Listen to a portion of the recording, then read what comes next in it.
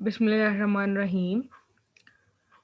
आज का हमारा टॉपिक है chapter number 12 nutrition digestion in small intestine. So students, I hope कि प्रीवियस लेक्चर की आपको अच्छी तरह से समझ आ गई होगी। So we start our lecture digestion in small intestine. Parts of small intestine: duodenum, jejunum and ileum. Small intestine को हम 3 हिस्सों में डिवाइड कर देते हैं। ड्यूडेनम, जेजुनम और इलियम, ये 3 हिस्से हम यहाँ पर देख सकते हैं। ड्यूडेनम स्टमक के फ़ौरन बाद स्टार्ट हो रही है, येलोइश कलर में है, और इसके बाद जेजुनम स्टार्ट हो रही है जिसको पर्पल कलर में शो किया गया है, और उसके बाद पिंक कलर में इलियम शो की गई है। ये तीनों पार्ट्स मिलकर स्मॉल इंटेस्टाइन बनाते हैं। ड्यूडेनम की लेंथ अबाउट 20 टू 25 सेंटीमीटर होती है। ये 20 से 25 सेंटीमीटर तक होती है। ये जेजुनम और इलियम तक जाती है। Function: digestion with pancreatic enzyme and liver. इसका सबसे इम्पॉर्टेंट फंक्शन ये है कि यहाँ पर फूड को मज़ीद डाइजेस्ट किया जाता है, और इस डाइजेशन के दौरान पैंक्रियाटिक एंजाइम्स को इस्तेमाल किया जाता है जो पैंक्रियाज से आते हैं, और लिवर से आने वाली सेक्रीशंस को इस्तेमाल किया जाता है। Chyme acidity stimulates secretions from pancreas, liver and duodenal cells. Chyme हमने पढ़ा था लास्ट टाइम पे कि स्टमक के अंदर एक सेमी सॉलिड फ्लूइड मैस है जो कि डाइजेशन से बनता है, और ये एसिडिक इन नेचर होता है क्योंकि स्टमक की पीएच बहुत कम होती है। स्टमक के एंजाइम जब खुराक पर काम करते हैं तो वो इसको काइम में चेंज कर देते हैं, और काइम जैसे ही पाइलोरिक स्फिंक्टर को क्रॉस करते हुए स्मॉल इंटेस्टाइन के ड्यूडेनल पार्ट में पहुंचती है, तो ये पैंक्रियाज, लिवर और ड्यूडेनल सेल्स को स्टिमुलेट करती है कि वो अपनी अपनी सेक्रीशंस को ऐड करें। यहाँ पर मज़ीद डाइजेशन की जाती है। अब पैंक्रियाज के बारे में हम देखते हैं कि पैंक्रियाज क्या चीज़ है। Pancreas is a large gland है। ये एक exocrine tissue secrete pancreatic juice. अब पैंक्रियाज के कुछ टिश्यूज या कुछ सेल्स एक्सोक्राइन होते हैं, यानी कि ये स्पेशल डक्ट्स में कुछ हार्मोन्स को या सक्रीशंस को ऐड करेंगे, और वो सक्रीशंस पैंक्रियाटिक जूस कहलाती हैं। Pancreatic juice flows through the pancreatic duct into the duodenum। Pancreatic juice को ड्यूडेनम में भेजने के लिए एक डक्ट को इस्तेमाल करते हैं जिसे पैंक्रियाटिक डक्ट कहते हैं। जैसा कि हम इस डायग्राम में देख सकते हैं कि ये येलो कलर का पैंक्रियाज है, और इसमें एक डक्ट है जिसे हम पैंक्रियाटिक डक्ट कह रहे हैं। पैंक्रियाज अपनी तमाम तर सक्रीशंस को, जिन्हें हम पैंक्रियाटिक जूस कहते हैं, उसे पैंक्रियाटिक डक्ट में ऐड कर देता है, और ये pancreatic duct eight the and duodenum यानी कि first part of the small intestine में ऐड करता है। Now what is pancreatic juice? Pancreatic juice में दो तरह के कंपोनेंट्स होते हैं, एक सोडियम बाइकार्बोनेट और दूसरा pancreatic enzymes. First of all, sodium bicarbonate. It partly neutralizes the chyme coming from the stomach.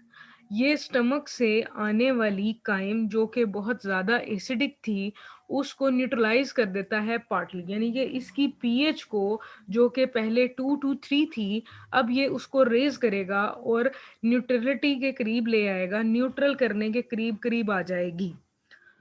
इसका फ़ायदा क्या है? Pancreatic enzyme do not work well in acidic medium. Sodium bicarbonate का फंक्शन इसलिए इम्पोर्टेंट है कि अगर एसिडिटी कम नहीं हुई तो पैंक्रियाटिक एंजाइम्स काम नहीं कर सकेंगे। इसलिए स्मॉल इंटेस्टाइन में काइम के एंटर होते ही सोडियम बाइकार्बोनेट को रिलीज करना इसलिए भी ज़रूरी है कि ये वहाँ की पीएच को मेंटेन करे और एंजाइम्स अपना फंक्शन परफॉर्म कर सकें। पैंक्रियाटिक एंजाइम्स के बारे में हम देखते हैं कि ये कौन-कौन से हैं। पैंक्रियाटिक एंजाइम्स में वो तमाम एंजाइम्स शामिल हैं जो हर तरह के फूड को डाइजेस्ट करने की काबिलियत रखते हैं। यानी कि पैंक्रियाटिक जूस में प्रोटीन, कार्बोहाइड्रेट और फैट तीनों को डाइजेस्ट करने के लिए एंजाइम्स मौजूद हैं। सबसे पहले पैंक्रियाटिक अमाइलेज, जिन्हें हम अमाइलोप्सिन भी कहते हैं। पैंक्रियाटिक अमाइलेज का सेकंड नेम अमाइलोप्सिन है और ये एक कार्बोहाइड्रेट डाइजेस्टिंग एंजाइम है। It digest starch into the maltose. ये स्टार्च को माल्टोज में तब्दील कर देता है। स्टार्च एक पॉलीसेकेराइड है, कार्बोहाइड्रेट है और ये एक बड़ा मॉलिक्यूल होता है। जब इस पर अमाइलोप्सिन काम करता है तो ये स्टार्च को एक छोटे मॉलिक्यूल जिसे हम माल्टोज कहते हैं उसमें कन्वर्ट कर देता है और माल्टोज भी कार्बोहाइड्रेट ही है लेकिन स्टार्च की निस्बत साइज में छोटा है। Next lipase. लाइपेज लिपिड से वर्ड लिया गया है और ये एक फैट डाइजेस्टिंग एंजाइम है। It hydrolyses a small percentage of lipids into glycerol and fatty acids. Fats mostly glycerol और फैटी एसिड से बने हुए होते हैं और लाइपेज इन फैट्स को चेंज कर देता है ग्लिसरॉल और फैटी एसिड में। लेकिन जिन लिपिड्स को ये इनमें चेंज करता है उस लिपिड की बहुत कम मिकदार को ही ये कर पाता है अकोमोडेट, क्योंकि ज़्यादातर लिपिड जो हैं उन पे बाइल एक्ट करती है और वो लीवर से रिलीज की जाती है। जैसा कि हम इस डायग्राम में देख सकते हैं कि अमाइलेज एंजाइम मौजूद है। पैंक्रियाज में से हमने एंजाइम लिए हैं, अमाइलेज है, ट्रिप्सिन है एंड लाइपेज है। अमाइलेज का काम ये है कि ये स्टार्च को चेंज कर रहा है इनटू द स्मॉलर कंपोनेंट्स और ट्रिप्सिन प्रोटीन जो कि मीट में मौजूद होती है उसको कन्वर्ट कर रहा है स्मॉल पार्टिकल्स में। इसके अलावा लाइपेज है जो कि लिपिड्स, फैट्स जिनमें चीज़ और मक्खन वगैरह आ जाते हैं इनको ये चेंज कर रहा है इनटू स्मॉलर कंपोनेंट्स। फिर पैंक्रियाटिक जूस में जो तीसरा इंपॉर्टेंट एंजाइम है that is trypsin. Trypsin splits the proteins into peptones and polypeptides. Trypsin proteins को पेप्टून्स और पॉलीपेप्टाइड्स में चेंज करता है। हम जानते हैं कि अमाइनो एसिड्स जब आपस में ज्वाइन होते हैं तो ज्वाइन होने के बाद वो एक चेन बनाते हैं जिसे पॉलीपेप्टाइड चेन कहते हैं। जब बहुत सारी पॉलीपेप्टाइड चेन्स मिलती हैं तो ये पेप्टून्स बनाती हैं और बहुत सारे पेप्टून्स मिलके प्रोटीन बनाते हैं और ट्रिप्सिन प्रोटीन को वापस से छोटे कंपाउंड्स में चेंज करना शुरू कर देता है। It is secreted as inactivated form trypsinogen. ये ट्रिप्सिनोजिन फॉर्म में सिक्रीट किया जाता है। जैसे हमने स्टमक में पढ़ा था कि पेप्सिन को पेप्सिनोजिन की फॉर्म में रिलीज करते हैं, बिल्कुल वैसे ही ट्रिप्सिन को ट्रिप्सिनोजिन की फॉर्म में रिलीज किया जाता है और ये इनएक्टिवेटेड फॉर्म है, यानी कि इसको एक्टिवेट होने के लिए कोई दूसरी चीज चाहिए होगी। Trypsinogen is activated by the enterokinase। Enterokinase enzyme के जरिए ट्रिप्सिनोजिन को ट्रिप्सिन में कन्वर्ट किया जाता है और ट्रिप्सिन आगे फिर प्रोटीन को स्प्लिट करता है। Now what is enterokinase? Enterokinase is secreted by the duodenum lining. जैसे कि हमने इसी टॉपिक के स्टार्ट में पढ़ा था कि ड्यूडेनल सेल्स अपनी सक्रीशन को सक्रीट करते हैं, तो वो सक्रीशन एंटीरोकाइनेज एंजाइम थे जो कि ट्रिप्सिनोजिन को ट्रिप्सिन में चेंज कर देते हैं। डाइजेशन इन स्मॉल इंटेस्टाइन में हम लिवर के बारे में भी पढ़ते हैं क्योंकि लिवर भी अपनी सक्रीशंस को ऐड करता है स्मॉल इंटेस्टाइन की ड्यूडेनम में। Liver secretes bile. बाइल को सेक्रीट करता है। अब बाइल क्या चीज है? Bile is a green watery fluid. ये सब्ज रंग का एक वाटरी फ्लूइड है जिसको आप कह सकते हैं कि ये माया हालत में है, पानी की शक्ल में है लेकिन ग्रीन कलर का है। Secretion temporarily stored in gall bladder. इसको बाइल को जैसे ही लिवर प्रोड्यूस करता है तो फौरी तौर पे इसे रिलीज नहीं किया जाता, बल्कि इसे गॉल ब्लैडर के अंदर आर्जी तौर पे स्टोर कर लिया जाता है। It is release into the duodenum through the bile duct. ये बाइल डक्ट के जरिए ड्यूडिनम में रिलीज किया जाता है, और इसको तब रिलीज किया जाता है जब काइम स्टमक से ड्यूडिनम में एंटर होती है। तो वो एसिडिटी स्टिमुलेट करती है गॉल ब्लैडर को कि वो बाइल डक्ट के जरिए बाइल को ड्यूडिनम में स्प्रेड करे। जैसा कि हम इस डायग्राम में ये देख सकते हैं, ये ग्रीनिश हिस्सा हमें दिखाया गया है, ये दरअसल गॉल ब्लैडर है और ये यहाँ पर लीवर के साथ अटैच है। लीवर बाइल सेक्रीट करता है और ये यहाँ से आकर इस गॉल ब्लैडर में स्टोर होती जाती है। स्टोर होने के बाद यहाँ पर कॉमन बाइल डक्ट है एक, ये बाइल डक्ट नीचे आगे ओपन होगी ड्यूडिनम में, और ड्यूडिनम में ये बाइल को ऐड कर देगी। बाइल की कॉम्पोजिशन क्या होती है? Bile is made up of bile salts. ये बाइल साल्ट से बनी हुई होती है और इसमें बाइल पिगमेंट्स होते हैं। ये बाइल साल्ट्स इमल्सिफाई फैट्स, ये इमल्सिफाई करते हैं फैट्स को। इमल्सिफाई का मतलब ये होता है कि ये बड़े बड़े फैट मॉलिक्यूल को छोटे छोटे ग्लोब्यूल्स में तोड़ देते हैं, और ये छोटे छोटे ग्लोब्यूल्स अब इजीली वाटर सोलुबल लाइपेज जो कि पैंक्रियाटिक जूस में मौजूद था उसके जरिए डाइजेस्ट हो जाते हैं। नो एंजाइम्स, बाइल के अंदर कोई एंजाइम नहीं होते, और ये ग्रीन कलर की होती है क्योंकि इसमें बाइल पिगमेंट्स मौजूद हैं। बाइल पिगमेंट्स किस तरीके से बनते हैं? Bile pigments form from the haemoglobin breakdown in liver.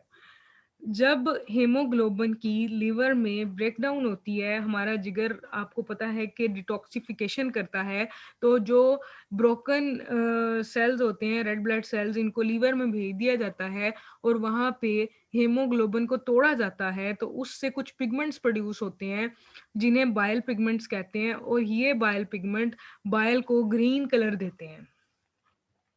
अगर इन पिगमेंट्स में जो है वो ज़्यादती हो जाए तो जॉन्डिस हो सकता है। Sometimes bile pigments prevent from leaving digestive tract. They may accumulate in the blood and cause jaundice, जिसे हम आम जुबान में यरकान भी कहते हैं। इस कंडीशन में गॉल ब्लैडर यानी कि जिसे हम पित्ता कहते हैं, उसके अंदर से बाइल प्रोड्यूस होकर डाइजेस्टिव ट्रैक्ट में नहीं आती। बाइल गॉल ब्लैडर के अंदर जमा होती जाती है और ये इस डाइजेस्टिव ट्रैक्ट को लीव नहीं करती, और बाद में ये ब्लड में शामिल होना शुरू हो जाती है, तो ये फिर बॉडी का जो कलर है उसको चेंज करना स्टार्ट कर देती है। इसकी वजह से जॉन्डिस हो जाता है। जैसा कि हम यहाँ पर डायग्राम में देख सकते हैं कि नॉर्मली इस पर्सन का कलर वाइट है, लेकिन जॉन्डिस के दौरान इसका कलर जो है वो पिगमेंटेशन की वजह से चेंज हो गया है। Next, gallstones is again a disease which is related to the liver. Gallstones तब होते हैं जब लीवर जो सेक्रीट करता है कोलेस्ट्रॉल को, तो ये रिलीज होने की बजाय बॉडी में गॉल ब्लैडर के अंदर जाके स्टोर होने लग जाता है, और ये वहां पर फिर स्टोन्स की शक्ल तैयार कर लेता है, और बाद में इनमें से कोई एक आधा स्टोन फंस जाता है बाइल डक्ट में जाकर, और ये बाइल का रास्ता ब्लॉक कर देता है। जैसा कि हम इस डायग्राम में देख सकते हैं कि हमारे पास ये एक डायग्राम है, इसमें गॉल ब्लैडर को शो किया गया है। गॉल स्टोन्स यहाँ से एक मूव करके इस बाइल डक्ट के रास्ते में आके फंस गया है। इस वजह से अब बाइल रिलीज होकर स्मॉल इंटेस्टाइन के ड्यूडिनल पार्ट में नहीं जा पाएगी। अच्छा स्टूडेंट्स, जो गॉल ब्लैडर है इसका कॉमन नेम पित्ता है, और जो पैंक्रियाज है इसका कॉमन नेम लबलबा है।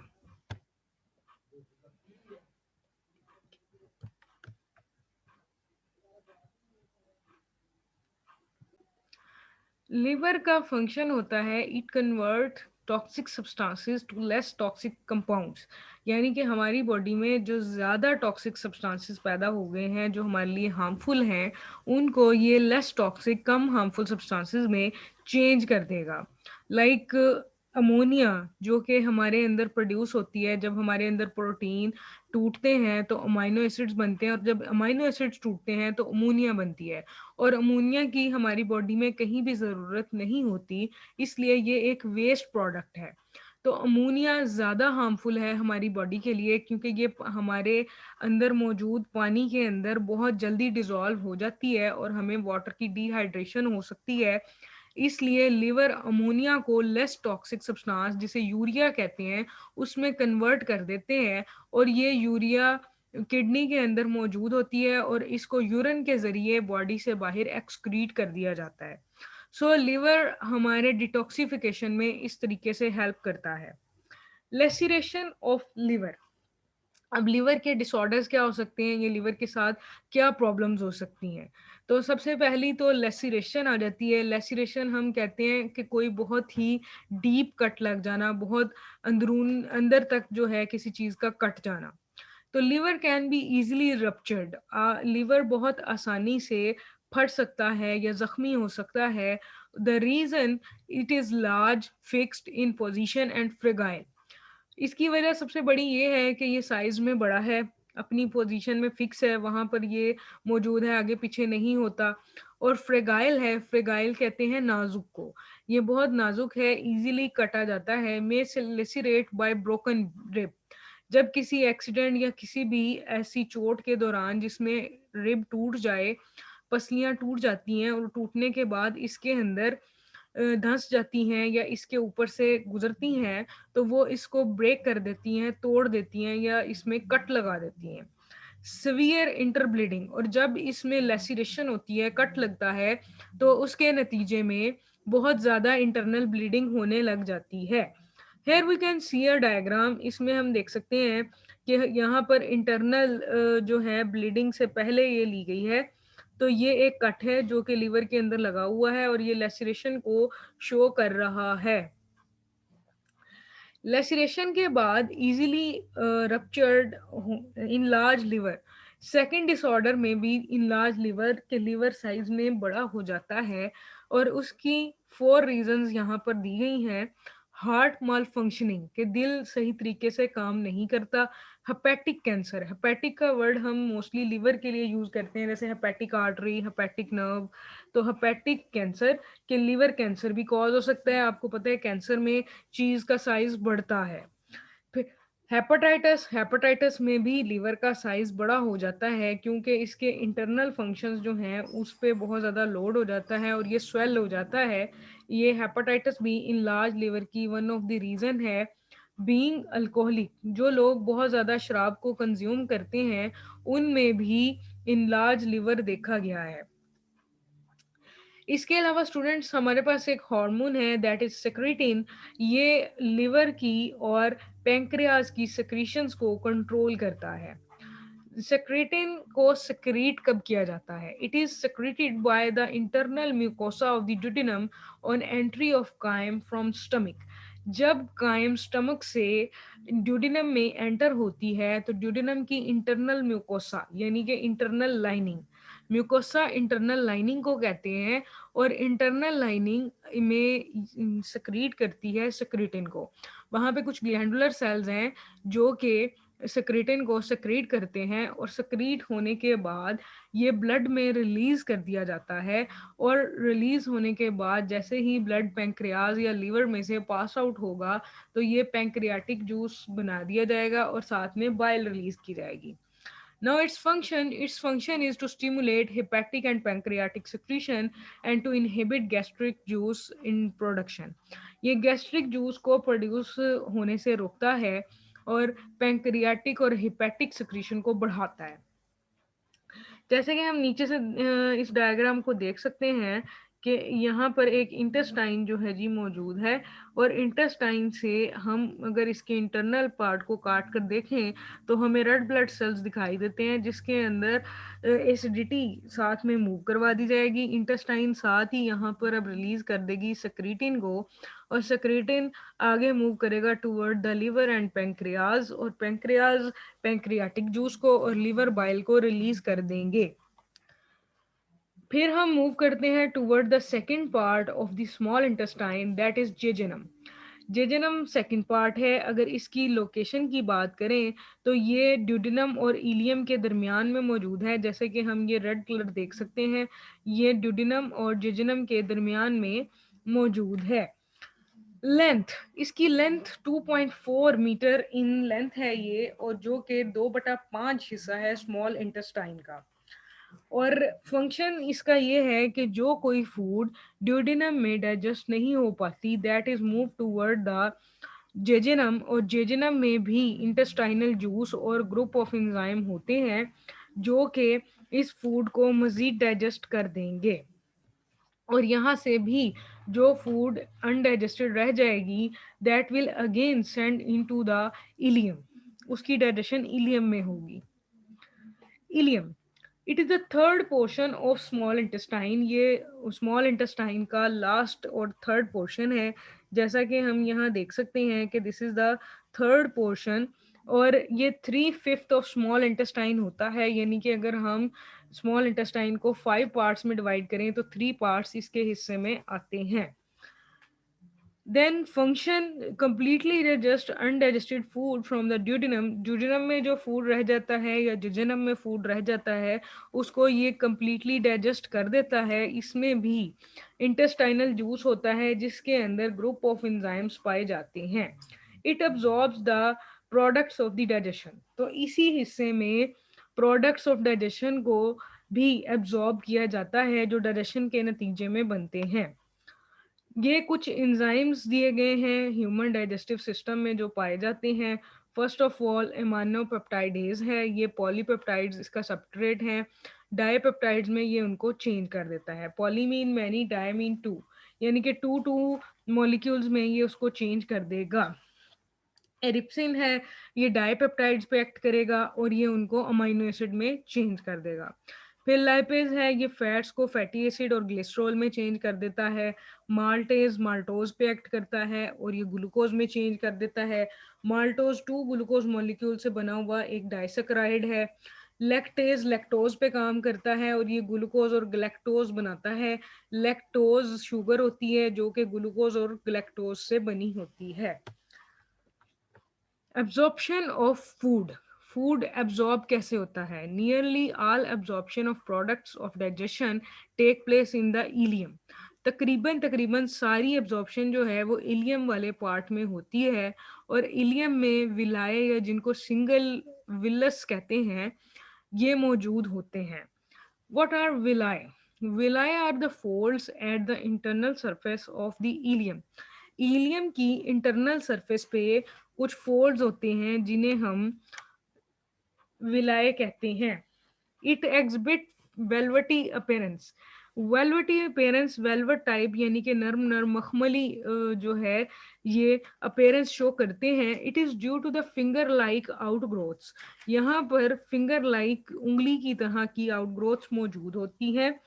हम यहाँ पर डायग्राम देख सकते हैं, वेन ब्लड को कैरी कर रही है, लार्ज सर्कुलर फोल्ड यहाँ पर मौजूद हैं और विलाय इंटेस्टाइनल वॉल के ऊपर ये चीज मौजूद है, बारीक बारीक से विलाय यहाँ पर मौजूद है। Villus is richly supplied with blood capillaries and lacteals, अगर हम एक विलस की बात करें तो इसके अंदर ब्लड कैपिलरीज बहुत सारी होती हैं और लैक्टील्स भी पाए जाते हैं। Lacteals are the vessels of lymphatic system with the epithelial cell covering. Lacteals lymphatic system की वेजल्स हैं जिनके ऊपर एपिथेलियल सेल कवरिंग होती है। एपिथेलियल जो अपर की साइड पे मौजूद होंगे उन्हें हम कहेंगे एपिथेलियल सेल्स। नेक्स्ट विलाय या विलस जो है इनमें माइक्रो विलाय भी मौजूद हैं। These are countless closely packed cylindrical processes in villus. एक विलस के अंदर, यानी कि अगर हम पहले विलाय की बात कर रहे थे फिर हम विलस पे आ गए, अब एक विलस के अंदर मजीद लैक्टील भी तो है और उसके अलावा छोटे छोटे माइक्रो विलाय भी हैं और ये इनक्रेडिबली इंक्रीज करते हैं टोटल एरिया ऑफ एब्जॉर्प्शन। ये टोटल एरिया ऑफ एब्जॉर्प्शन को इंक्रीज कर देते हैं, यानी कि जो एब्जॉर्प्शन है वो मैक्सिमम हो सकती है इनकी वजह से, इनकी इनफोल्डिंग की वजह से। जैसा कि हम इस डायग्राम में यहाँ पर देख सकते हैं कि ये छोटे छोटे सेल्स जो हमें नज़र आ रहे हैं, दीज आर द माइक्रोविलाई। ये एपिथेलियल सेल्स हैं यहाँ पर, और इसके अलावा यहाँ पर माइक्रोविलाई भी शो किए गए हैं जो क्या कर रही हैं, जो चीज़ों को एब्जॉर्ब करने के काम आ रहे हैं। तो इसके अलावा लेक्टील्स भी यहाँ पे शो की गई हैं। ये यहाँ पर लिम्फेटिक सिस्टम की वेजल्स हैं जो यहाँ पर कनेक्ट हुई हुई हैं। अब एब्जॉर्प्शन ऑफ प्रोडक्ट्स, प्रोडक्ट्स की नोयत के हिसाब से उसकी एब्जॉर्प्शन होती है। Simple sugars and amino acids, सादी शुगर या फिर जो अमाइनो एसिड हैं, these are absorbed into the blood capillaries through microvilli. ये माइक्रोविलाई के जरिए एब्जॉर्ब होती हैं बाय डिफ्यूजन और एक्टिव ट्रांसपोर्ट। माइक्रोविलाई इनको जब ब्लड कैपिलरीज में एब्जॉर्ब करता है तो वहाँ पर डिफ्यूजन के लिए जो डिफ्यूजन का तरीका, ट्रांसपोर्ट का वे इस्तेमाल होता है, दैट इज़ द डिफ्यूजन और द एक्टिव ट्रांसपोर्ट। यानी कि जब इनकी मिकदार ज़्यादा होगी तो ऑटोमेटिकली ब्लड की अंदर मौजूदगी से ज़्यादा ये बाहर मौजूद होंगे, इसलिए ये इजीली डिफ्यूज कर जाएंगे। लेकिन जब इनकी तादाद कम रह जाएगी तो फिर इनको फोर्सफुली ब्लड में ऐड करना पड़ेगा, और इसको यहाँ पर हम एक्टिव ट्रांसपोर्ट इस्तेमाल करेंगे जो कि लो टू हाई मूव करवाया जाता है with the help of the ATP. फिर अगर प्रोडक्ट फैटी एसिड और ग्लिसरॉल है तो फिर किस तरीके से एब्जॉर्प्शन होती है। स्मॉल प्रोपोर्शन एब्जॉर्ब कर लिया जाता है directly into the blood stream, लेकिन ज़्यादातर प्रोपोर्शन को हम एब्जॉर्ब नहीं कर सकते। फिर क्या होता है कि ये एपिथेलियल सेल्स ऑफ विलाय को एंटर कर जाते हैं और वहाँ पर जाकर ये फैट्स में चेंज होते हैं। फैट्स को लेक्टील में एंटर कर दिया जाता है और ये वहाँ पर ऑलरेडी मौजूद प्रोटीन के साथ ज्वाइन होकर लिपोप्रोटीन ड्रॉपलेट बनाते हैं, और फिर इन्हें थोरेसिक लिम्फेटिक डक्ट के जरिए ब्लड स्ट्रीम में पास कर दिया जाता है। अगेन हम इसी बात को यहाँ पर डायग्राम के जरिए रिपीट करेंगे कि फैट ग्लोब्यूल बाइल सॉल्ट्स इस पे एक्ट करते हैं और ये इसको फैट ड्रॉपलेट्स में चेंज कर देती हैं कोटेड विद बाइल सॉल्ट्स। ये अब साइज में छोटे हो चुके हैं। जैसे ही ये साइज में छोटे होते हैं, ये विलाय के एपिथेलियल सेल्स यहाँ पर मौजूद हैं, इनमें एंटर होते हैं। एंटर होने के बाद फैट में चेंज हो जाते हैं। फैट में चेंज होने के बाद यहाँ पर लैक्टील मौजूद है जो कि लिम्फेटिक सिस्टम की वेजल है, और इसमें यहाँ पर वापस एंटर होते हैं। यहाँ पर ऑलरेडी प्रोटीन मौजूद होंगे जिसके साथ ये लिपिड ज्वाइन हो जाएंगे और यहाँ पर लिपोप्रोटीन के ड्रॉपलेट्स बन जाएंगे। जैसे ही लिपोप्रोटीन के ड्रॉपलेट्स बनेंगे, इनको आगे चलकर ब्लड में शामिल कर दिया जाएगा थोरेसिक लिम्फेटिक डक्ट के जरिए। थोरेसिक चेस्ट कैविटी वाले एरिया को कहते हैं। Lipoprotein hydrolyze by blood enzyme and enter body cells where they may be used in respiration or stored in liver, muscle और under the skin. अब lipoprotein जब blood में एंटर होते हैं, देन वी नो कि ब्लड के अंदर बहुत सारे इंजाइम्स हैं। इंजाइम इनको हाइड्रोलाइज करेंगे और इनको मज़ीद छोटे पार्टिकल्स में चेंज कर लेंगे, और उसके बाद या तो इनको रेस्पिरेशन के लिए इस्तेमाल कर लिया जाएगा, और अगर ये रेस्पिरेशन में इस्तेमाल नहीं हुए तो फिर इन्हें लिवर, मसल या स्किन के नीचे जमा कर लिया जाएगा और ये हमारे मोटे होने का सबब बनेगा। ट्रांसपोर्ट ऑफ इंटस्टिशियल कंटेंट्स, जो इंटेस्टाइन के अंदर कंटेंट्स हैं, इंटेस्टाइनल कंटेंट्स, ये किस तरीके से ट्रांसपोर्ट होते हैं। These are pushed along the alimentary canal by normal peristalsis. जो नॉर्मल पेरिस्टालसिस, पेरिस्टालसिस हमने पीछे कहा था, these are the wave like movements which move across the alimentary canal. Alimentary canal हम कहते हैं पूरी की पूरी खुराक की नाली को जो माउथ से लेके एनस तक मौजूद है। जैसे जैसे इसमें नॉर्मल पेरिस्टालसिस होती जाएगी, इंटेस्टाइनल कंटेंट भी आगे की जानिब खुद ब खुद ही मूव करता जाएगा। अब स्मॉल इंटेस्टाइन में जब सारा मटेरियल डाइजेस्ट हो जाता है तो कुछ मटेरियल ऐसा भी रह जाता है जो कि मजीद डाइजेस्ट नहीं हो सकता, that is undigestable, that is send to the large intestine by ileocolic sphincter. अब यहाँ अगेन एक स्फिंक्टर मौजूद है, बैंड ऑफ या रिंग ऑफ मसल्स है जो कि इलियम और लार्ज इंटेस्टाइन के दरमियान में मौजूद है, इसलिए इसको इलियोकोलिक स्फिंक्टर का नाम दिया गया है। हम इस डायग्राम में देख सकते हैं, ये स्मॉल इंटेस्टाइन है, इसके साथ ये लार्ज इंटेस्टाइन है, और यहाँ पे एक स्फिंक्टर मौजूद है जिसे हम कहते हैं ileocolic sphincter. This is present at the end of the ileum, it open and close time to time to allow small amount of residue to enter the large intestine. जैसे हमने लास्ट टाइम बात की थी कि food एक साथ ही पूरी add नहीं की जाती स्मॉल इंटेस्टाइन में, इसी तरह स्मॉल इंटेस्टाइन से लार्ज इंटेस्टाइन में फूड एक साथ एंटर नहीं की जाती। इलियोकोलिक जंक्शन या इलियोकोलिक स्फिंक्टर ओपन होगा टाइम टू टाइम, थोड़े टाइम के लिए, और इसमें से पास आउट कर दिया जाएगा स्मॉल अमाउंट ऑफ रेजिड्यू को, रेजिड्यू जो बाकी बच जाएगा, जो मजीद अनडाइजेस्टेबल है और डाइजेस्ट नहीं हो सकता, उसको हम सेंड कर देंगे टू द लार्ज इंटेस्टाइन। तो स्टूडेंट्स, ये थी एब्जॉर्प्शन ऑफ फूड। अब हम मिलते हैं नेक्स्ट लेक्चर के लिए इंशाल्लाह, और उम्मीद है कि आपको ये टॉपिक समझ आ गया होगा, एब्जॉर्प्शन ऑफ फूड, और इसके अलावा डाइजेशन इन स्मॉल इंटेस्टाइन, दो लॉन्ग इम्पोर्टेंट हैं। ओके बच्चे, अल्लाह हाफिज।